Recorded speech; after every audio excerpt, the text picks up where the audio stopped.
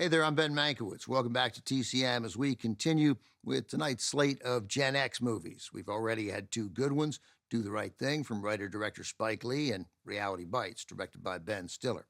Up next, another film about Gen Xers in their early 20s. In 1990, Time magazine published a cover story with the title 20-something about the generation born after baby boomers, basically people born from 1965 through 1980. The article asked what was happening with this seemingly aimless group of young adults. Were they laid back, late blooming, or just lost? That same year, a low-budget independent film premiered in Austin, Texas, then later across the country, a movie that celebrated the aimlessness of Gen Xers. It even elevated their lack of drive to art. From 1990, produced, written, and directed by a man who became one of the defining filmmakers of his time, Richard Linklater, the movie is perfectly titled, Slacker. Linklater, now a 5-time Oscar nominee, was at the very beginning of his career when he made Slacker. He'd only made one other feature. This idea, though, had been floating around his head for 6 years. What was in his head, it needs to be said, was unlike any movie that had been made before. Linklater was intrigued by the concept of telling a story that moved from one character to the next without ever spending more than a few minutes with any of them. As Linklater has put it, I was 23 and was in love with cinema and its possibilities. Slacker is set in Linklater's hometown, that's Austin. It chronicles one day in a community of eccentric young people who live on the fringes of mainstream society. They're all interesting, pretty intellectual, but they lack any real sense of guidance or ambition. They're slackers.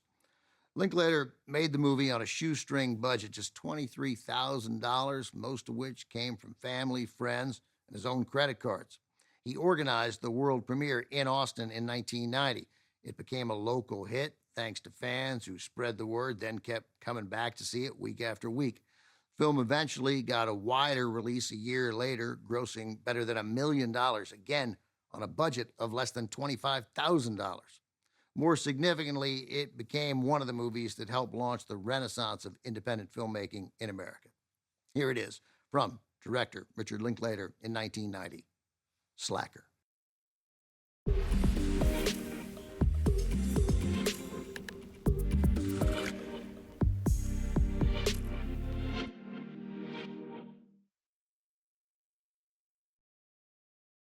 All of the Gen X movies we've shown tonight, Do the Right Thing, Reality Bites, and Slacker, featured their directors in the cast. Richard Linklater played the first character you saw, the talkative passenger in the back seat of the taxi. Slacker was only Linklater's second feature film. He cobbled it together on a budget of just $23,000. Although he identified as a slacker at the time, he has always refuted the idea that slacker means lazy. Being a slacker, he said, was a very productive period in my life, though it did not look like that to anyone else. Over the next 5 years, Richard Linklater went on to write and direct 2 more films that have become Gen X classics, Dazed and Confused from 1993 and Before Sunrise from 1995.